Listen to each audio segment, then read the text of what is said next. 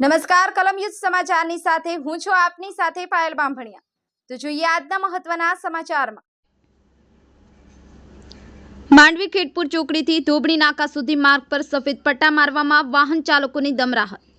માંડવી ખેડપુર ચોકડીથી ધોબડી નાકા સુધી માર્ગનું નવીનીકરણ કરવામાં આવ્યું હોય માર્ગ પર ડામર અને મટીરીયલ પાથરી માર્ગને નવીનીકરણ કરી દેવામાં આવતા વાહન ચાલકોને રાહત થવા પામી હતી, પરંતુ એ માર્ગ પર તંત્ર દ્વારા સફેદ પટ્ટા મારવામાં વિલંબ કરાતા વાહન ચાલકો અકસ્માતનો ભોગ બનતા હતા, જેને કારણે વાહન ચાલકો માટે જોખમી સાબિત થઈ જતા અખબારો તેમજ કલમયુદ્ધ ચેનલમાં અહેવાલ પ્રસિદ્ધ થતા આખરી તંત્રએ સફાળા જાગી માર્ગ પર સફેદ પટ્ટા મારવાની કામગીરી હાથ ધરતા સ્થાનિક રહીશો સહિત વાહન ચાલકોમાં ખુશીની લહેર છવાઈ ગઈ છે અને અવારનવાર થતા અકસ્માતોની વણઝારો ઓછી થશે।